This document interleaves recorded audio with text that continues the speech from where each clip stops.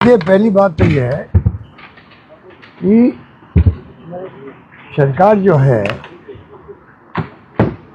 जनता की क्या समस्या है, उसमें विकास के साथ साथ में कानून व्यवस्था की स्थिति हमेशा महत्व रखती है।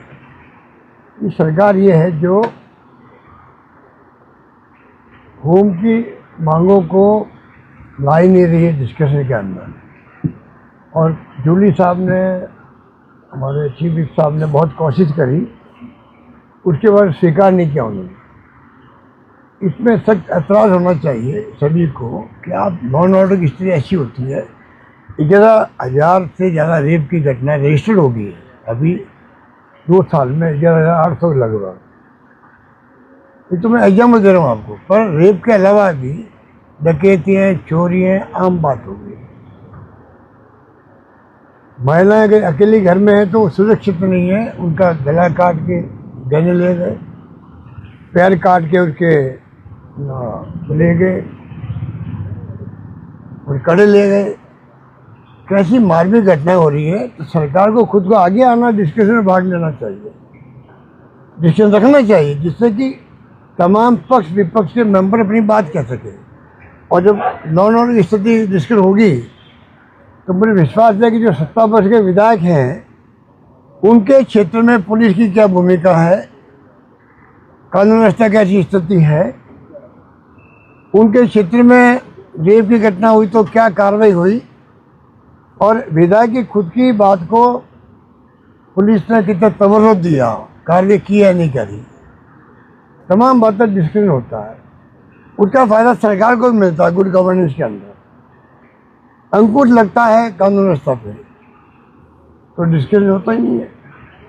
अब बाकी 2 साल बनाम 5 साल के तो मजाक बना रखे उन्होंने। हिंदुस्तान के इतिहास में कभी भी आज़ादी के बाद में किसी भी गवर्नमेंट ने ऐसी मूर्खता वाला स्टेटमेंट नहीं दिया होगा कि 2 साल बनाम 5 साल। बड़ी बेतुका स्टेटमेंट था, फिर इसको विड्रॉ करना पड़ा, इनको बदलना पड़ा। नहीं, हम तो डिस्कशन करेंगे प्रतिवेदन पर। ये नौबत क्यों आई? ना केंद्र में ना राज्य में, ना तो 2 साल बनाम 5 साल की बात की गई। और ये सरकार तो गांव-गांव में इसकी जो स्थिति बनी है, ऐसी मैंने मेरी ज़िंदगी के अंदर कभी भी किसी सरकार के बारे में कमेंट नहीं सुने होंगे। मुख्यमंत्री को अगर मैं कई बार कहता भी हूँ कि मेरा आग्रह आपसे है, आप पता करो वास्तव में स्थिति क्या है राज्य में। अगर आप मजबूत रहेंगे, आपकी सरकार मजबूत रहेगी, तो फायदा किसको मिलेगा? जनता को मिलेगा। और हम विपक्ष में भी है तो हमारा ध्येय वही है कि जनता की परेशानी दूर हो, सरकार का लाभ उनको मिले, गुड गवर्नेंस हो। उस पर ये समझ नहीं पा रहे हैं। बहुत स्थिति खराब है। पता नहीं कोई आंकड़े ला के दे देते हैं इनको। आंकड़े कौन से होते हैं? हमारे वक्त में अधिकांश आंकड़े हमने जो बजट में घोषणा करी, हमने जो स्वीकृति जारी कर दी, टेंडर निकाल दिए, काम शुरू हो गए। उन कामों को इतना रोक दिया, पहले डिले किया, सड़कों के हो या कोई अन्य काम हो। बाद में पूरे हुए तो वो चार्ट बना के दे रहे हैं आप सबको। देखिए हमारे वक्त में कितना बड़ा तुलना करें तो कितना बड़ा फर्क है। अधिकांश काम हमारे वक्त के ही हैं। जैसे अभी प्रधानमंत्री जी आ रहे हैं अजमेर के अंदर, 19 कॉलेज का मैंने सुना है उद्घाटन कर रहे हैं वो। 19 कॉलेज, 19 में 18 कॉलेज हमारे वक्त के हैं। आप समझ जाइए, 19 में 18 कॉलेज हमारे वक्त के। आपने तो अभी इस बजट में 1 कॉलेज घोषणा करी है। हमने 310 कॉलेज बनाई है। 70 साल में बनी थी 250, हमने 5 साल में बनाए 310 कॉलेज। 130 गर्ल्स कॉलेज हमने खोल दी। ये क्या मुकाबला करेंगे हमारे कामों का? बल्कि जो काम जो हो चुके हैं, मुझे इस बात का ऐतराज़ है और सख्त ऐतराज़ है, जो काम हो चुके हैं। आपके कोचिंग हब बना हमारा, ट्रैफिक जाम मंजूर है इनको, लोग शादी में नहीं जा पा रहे हैं जयपुर के अंदर, पर कोचिंग हब में शिफ्ट नहीं करेंगे। मिली भगत कर ली इन्होंने कोचिंग मालिकों से, वो जाना चाहते नहीं वहाँ पर। इतना शानदार हब बनाया हमने, मैंने खुद देखा हूँ जा करके। शानदार माहौल में बच्चे वहाँ पे कोचिंग लेते, वो ऐसे ही पढ़ा हुआ है। ये कितने उदाहरण हैं इनको आपको। जोधपुर में अपना इंस्टीट्यूट बनाई स्पोर्ट्स की, बन चुकी है, ना कोच लगाएंगे ना कोई गतिविधि शुरू करेंगे वहाँ पे, वो ऐसी कागजों पड़ी हुई है, बनी पड़ी है। सुबह पब्लिक लाइब्रेरी बहुत बड़ी है वहाँ पर, वो पड़ी है। तो ये जयपुर में कई काम ऐसे हैं जो हमारी Mahatma Gandhi institute of governance and social science, इतना शानदार प्रोजेक्ट हमारा था, वो टाटा इंस्टीट्यूट की तरह था जो पूना में बॉम्बे उनका है, उसके पैटर्न में हमने बनाया, इसको चालू कर दिया हमने वहाँ। पहले जब गांधी म्यूजियम के पास चलता था, चालू भी कर दिया, डायरेक्ट लगा दिया हमने। अब बिल्डिंग बन गई है वहाँ, बोर्ड लगा दिया, बड़ी कृपा करी है कि महात्मा गांधी का नाम हटाया नहीं है, कम से कम वो तो लिखा हुआ है। तो बड़ा इनको समझ में नहीं आती है कि फायदा किसी को मिलेगा, यहाँ के छात्रों को मिलेगा, नौजवानों को मिलेगा। तो ये तमाम मैंने लिस्ट बनाई है, बहुत लंबी चौड़ी लिस्ट है। काम अधूरे पड़े हैं या पूरे हो गए तो चालू नहीं कर पा रहे हैं, इतनी लंबी लिस्ट इनकी है। सर, एक बड़ा मुद्दा राजस्थान के टॉन्ग पे, जहाँ के पूर्व सांसद सुखबीर सिंह जौनपुरिया ने बेहद धार्मिक तौर पर भेदभाव करने वाला बयान दिया है। उन्होंने जिन औरतों को कंबल दिया हुआ था उनसे वापस मांग लिया, मुस्लिम औरतों को जो कंबल दिया हुआ था उनसे वापस मांग लिया। कहाँ पर? टॉन्ग में। और ये कह करके मांगा है सर कि सुखबीर सिंह जौनपुरिया भाजपा के बांटे उन्होंने हो, पहले बांट दिए थे सर। हाँ। उनमें फिर कहा कि नाम पूछा उनसे, जब उन्होंने नाम बताया अपना तो कहा कि कंबल वापस कर दो। पीएम मोदी को गाली देते हो आप, और ये कहा कि जो पीएम मोदी को गाली देते हैं, मोदी को जो गाली देते हैं उनको तो अब आप बता लीजिए खुद ही, आप खुद देख लीजिए, ऐसी जो खबरें आती है तो लगता है कि देश की दिशा में जा रहा है। हमें चिंता लगी हुई देश की, हम सबको होना चाहिए चिंतित। देश में डेमोक्रेसी कमजोर हो रही है, खत्म हो रही है। लगता है देखो इलेक्शन कमीशन का जो व्यवहार है, जुडिशियल दबाव में है, दबाव में ब्यूरोक्रेसी भी है। तो मुझे लगता है कई बार कि रशिया और चाइना में चुनाव वहाँ भी होते हैं, 50 साल 60 साल से सरकारें एक पार्टी की रहती है। इलेक्शन कमीशन वहाँ भी होते हैं, चुनाव आयोग होते हैं वहाँ पे। वो स्थितियाँ बन रही है, चाहे SIR की बात करें हम लोग, बिना इन्वॉल्वमेंट विपक्ष को आपने कर दी, करना ही था, सबको पूछ लेता अच्छा रहता। ये कमी नहीं आती, सुप्रीम कोर्ट में केस चल रहा है 1 साल से, वो नहीं स्थिति बनती। विपक्ष को दुश्मन समझते हैं। पहले मोदी जी ने कहा था कांग्रेस मुक्त भारत बनाएंगे, अब वो आ गए कि विपक्ष मुक्त भारत बनाएंगे, विपक्ष का मुक्त भारत बनाएंगे। तो बिना विपक्ष के पक्ष क्या बताइए, पक्ष तभी उसका महत्व है। तो विपक्ष हो, आपकी आलोचना करे, हम प्रतिद्वंदी हो सकते हैं, दुश्मन नहीं है आपके, उनको मानना चाहिए, बात को सत्ता पक्ष को मानना चाहिए। ये कोई हमारे दुश्मन नहीं है, विपक्षी पार्टी है, उनका सम्मान होना चाहिए। पर आज़ादी के बाद में कांग्रेस के राज में भी, चाहे बीजेपी हो या विपक्ष हो, CPM भी बड़ी थी पार्टी उस पैमाने के अंदर। 12 दिन हाउस नहीं चला, मैं खुद हाउस में अंदर था, 12 दिन नहीं चला। कभी किसी को हमने निष्कासित नहीं किया MP को। और हमेशा जब कभी हाउस अर्जन होता था तो हमारा पार्लियामेंट अफेयर मिनिस्टर जाता था विपक्ष के पास में, उनकी बात करता, भाई आप क्या बात हुई, क्यों नाराज हो, मनाते उनको, पढ़ाते मनाते कुछ भी करते, तो भाई वापस टेबल पे आओ। लोकसभा अध्यक्ष के कमरे में बैठ करके डिस्कशन होता आपस के अंदर, और वापस हाउस प्रारंभ होता। अब कोई जाता है कि मिस्टर रिजिजू जी जो है वो तो नेता प्रतिपक्ष कहता है ये तो राष्ट्र के लिए खतरा है, जो ये भाषा काम ले रहे हों, इसलिए हौसला बढ़ा कि लड़के का कि मैं गोली मार दूंगा राहुल गांधी को। हौसला क्यों बढ़ा? गांधी जी की हत्या हुई थी, उसके पहले माहौल ऐसे बनाया गया आज़ादी के वक्त में, देश के टुकड़े हो रहे हैं, पाकिस्तान हिंदुस्तान बन रहा है, और महात्मा गांधी की हिंसा हो गई उनके ऊपर, शहीद हो गए वो। हिम्मत क्यों हुई उस वक्त में? ये माहौल बन गया था। और राहुल गांधी को आप किस प्रकार से बिहेव करा रहे हो? देश के दुश्मन हैं, देश के लिए खतरा है, नेता प्रतिपक्ष। अरे उनके खानदान ने जो सेक्रीफाइस किया है, पंडित नेहरू का जो आधार ढांचा खड़ा किया देश का, उसी पर हम आज खड़े हैं, देश पूरा खड़ा है। इंदिरा गांधी शहीद हो गई, राजीव गांधी शहीद हो गए, पर खालिस्तान नहीं बनने दिया उन्होंने। कितनी बड़ी बड़ी समस्या आई थी राजीव गांधी सामने, बोडोलैंड भी अलग आई थी, नॉर्थ ईस्ट की कई समस्याएं थी, नागालैंड की अलग थी, सबको हल किया। सरकार सेक्रीफाइस की हमारे आसाम के अंदर, कांग्रेस सरकार थी, उसका इस्तीफा हुआ कि शांति स्थापित होनी चाहिए। वो होता है डेमोक्रेसी। अब तो बहुत स्थिति चिंताजनक है, हम लोग कुछ चिंतित हैं। राजस्थान की अच्छी परंपरा रही है, यहाँ भी पक्ष विपक्ष के बीच में सौहार्दपूर्ण माहौल होना चाहिए। हम अपनी बात कहें, वो अपनी बात कहें, और राजस्थान में जो आम जनता की समस्या है, विकास है, उस पर मैं समझता हूँ सबका ध्यान होना चाहिए। धन्यवाद। सर, ये लोकसभा स्पीकर से भी प्रस्ताव आया था, इसकी बात इसमें की थी कि महिला सांसद है वो मोदी पे हमला करेंगे। तब ओम बिरला जी हमारे राजस्थान के हैं,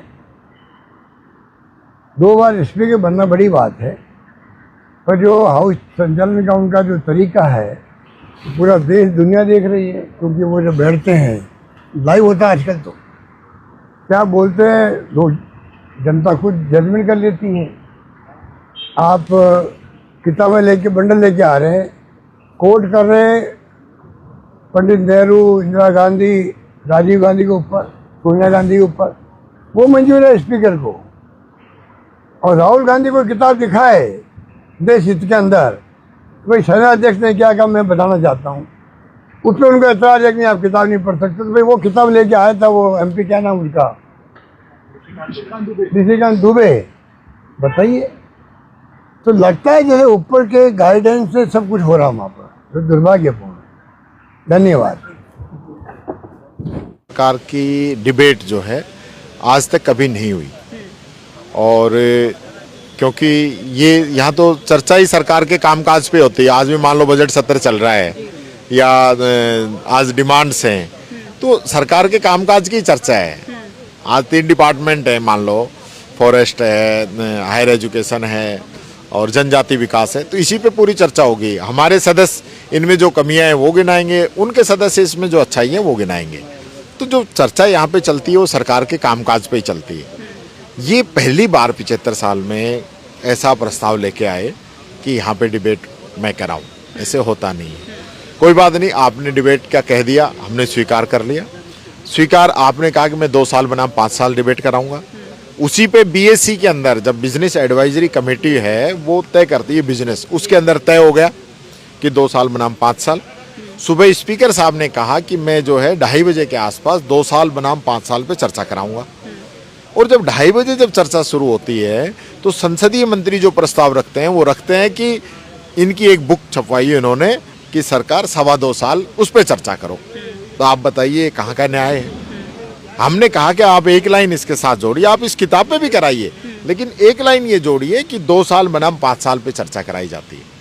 तो वो इन लोगों ने नहीं जोड़ी क्योंकि चाहते नहीं थे कि हम इस डिबेट के अंदर भाग लें। मुख्यमंत्री जी को किसी ने सलाह दे दी, मरवाना चाहते हैं इनको, क्योंकि हाँ 100% ऐसा पॉलिटिकल निर्णय कोई नहीं लेगा। 2 साल 5 साल जनता देख रही है। यार तुम कहाँ कह रहे हो, किस हिसाब से कह रहे हो, क्या बजट साइज उस समय था, क्या बजट साइज आपका है, क्या योजनाएं आपने शुरू करी है, क्या अब शुरू हुई है, क्या स्थिति है हाल पे। इन्होंने अपने प्रतिवेदन पे चर्चा की। ऐसे प्रतिवेदन आज तक नहीं आया, ऐसे नहीं होता। जैसे ये सदन जो है ये राजस्थान की जनता की आवाज़ उठाने के लिए है, लोकहित के मुद्दों को उठाने के लिए, खुद की प्रशंसा के लिए आप ये इस संस्था का दुरुपयोग कर रहे हो। पता नहीं किस व्यक्ति ने सलाह दी है। ऐतराज था, नहीं तो हम तो खुद ही चर्चा कर रहे थे ना, हमें तो कोई बात ही नहीं, ऐतराज ही नहीं था, ऐतराज ही नहीं था। जब ये प्रस्ताव इन्होंने रखा उसके बावजूद भी स्पीकर साहब के कमरे में हमने जाके कहा कि साहब ये तय नहीं हुआ था, तय 2 साल बनाम 5 साल हुआ था, उस पर आप चर्चा करा दो। तो संसदीय मंत्री एग्री नहीं हुए कि नहीं आप हम ये प्रस्ताव नहीं लेके आएंगे 2 साल बनाम 5 साल। और वो चाहते थे कि विपक्ष नहीं बोले क्योंकि इनके पास कहने को कुछ है नहीं सरकार के पास, तो हम नहीं बोलेंगे तो उनका छप जाएगा।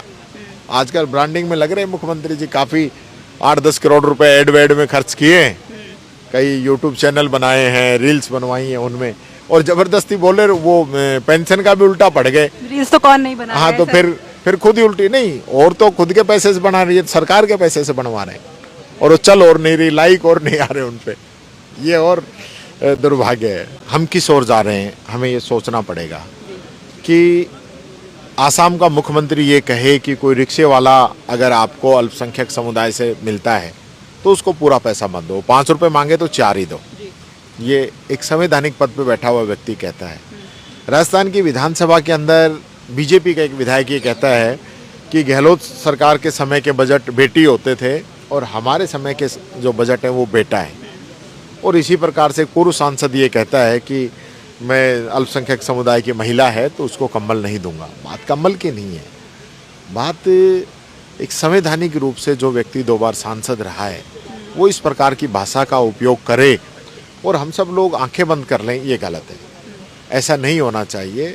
ये बहुत ही मैं समझता हूँ इस देश के लिए, इस देश के संविधान के लिए, इस देश के जो रचयिता हैं जिन्होंने इस देश की जब शुरुआत की थी, सब लोग, सभी जाति, सभी धर्म, सभी संप्रदाय, सबको एकजुट करने की बात कही थी। आज संविधान महिला पुरुष में, जाति धर्म में, बच्चे में बुजुर्ग में, अमीर में गरीब में, गोरे में काले में कोई भेद करने की अनुमति देता ही नहीं।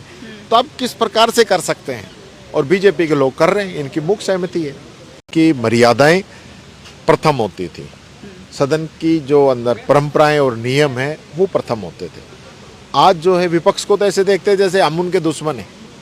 हम आए क्यों हैं, हम तो उनसे पूछ ही क्यों रहे हैं, हम उनसे सवाल क्यों पूछते हैं, ऐसा नजर आता है उनको। 2 चीजें हैं, हमारे समय में कोई कमियां थी तो आज आप राज में हैं, आप एक्शन लेने की स्थिति में हैं। हमने भ्रष्टाचार किया है तो हम पे कार्रवाई कीजिए। अगर हमने काम अच्छा नहीं किया है और आप अच्छा काम करना चाहते हैं तो आप अच्छा करके दिखाइए और यहाँ बताइए कि भाई आपने ये काम अच्छे से नहीं कर पाते तो हमने ये काम किए। यही इसी चीज़ का तो सदन है, ये बात जनता के बीच में कहिए। लेकिन यहाँ तो लड़ने मारने दौड़ते हैं हम लोगों को, ये स्थिति है यहाँ पे। हमारी लड़ाई विचारधारा की है और विचारधारा की लड़ाई होनी भी चाहिए कि हमारी सोच क्या है, उनकी सोच क्या है। लड़ाई तो इसी चीज़ की है ना, कोई ज़मीन की, प्लॉट की या वैसे तो कोई क्षेत्राधिकार की तो लड़ाई है नहीं। तो यहाँ जो हमारा काम रहता है वो जनता के लिए। हमने संविधान की शपथ ली है, जनता ने हमें भेजा है, चाहे विपक्ष में क्यों ना हो, हमारी भी विपक्ष की भी जिम्मेदारी तय कर रखी है संविधान के अंदर, तो वो जिम्मेदारी हमें निभानी है। साफ बोला, ऐसे निम्न स्तर के विचार रखने वाले को साफ नहीं बोला जाता। 2 बार जनता की गलती होगी कि ऐसे व्यक्ति को देश की लोकसभा में 10 साल तक प्रतिनिधित्व करने का मौका दिया, जो यहां नफरत फैलाता है, जाति और धर्म के आधार पर भेदभाव करता है।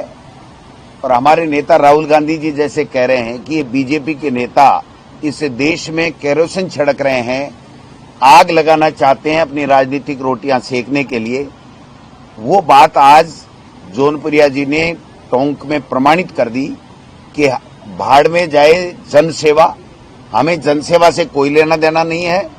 हम तो केवल और केवल हिंदू मुस्लिम के नाम से आग लगाएंगे इस देश में और हमारी राजनीतिक रोटियां सेकेंगे। ऐसे लोगों की ऐसे लोगों के बयानों की जितनी निंदा की जाए उतनी कम है।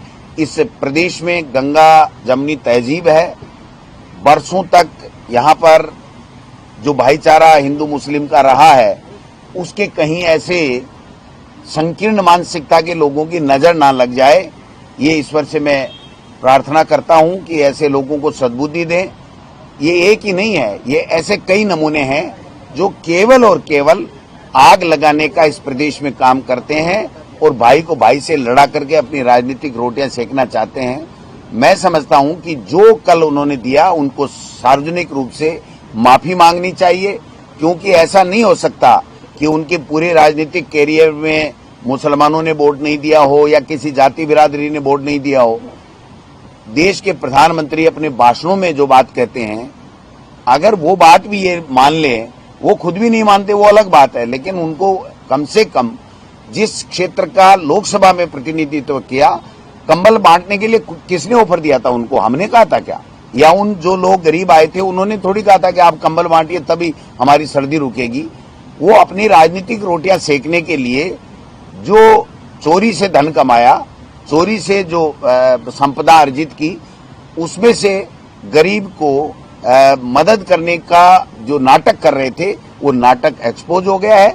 ऐसे लोगों के खिलाफ सरकार में अगर थोड़ी बहुत भी संवेदनशीलता है तो एफआईआर लोड करके उसके खिलाफ कार्रवाई करनी चाहिए, ये मैं कहना चाहूँ। आपने कहा बीजेपी के नेता हैं हिंदू मुस्लिम में भेद करते हैं, लेकिन जो यहाँ के एजुकेशन मिनिस्टर हैं वो तो गाय और भैंस में भी भेद कर रहे हैं। वो कह रहे हैं कि गाय का दूध बुद्धिमान बनाता है। यार मैं तो इतना ही कहूंगा कि इस प्रदेश का दुर्भाग्य है कि एक ऐसा व्यक्ति शिक्षा मंत्री बना हुआ है जो शिक्षा का सह नहीं जानता और कभी शिक्षा के ऊपर बात नहीं करता है। ये इस तरीके के अनर्गल बयानबाजी करके उस पूरे प्रदेश को शर्मसार कर रहा है।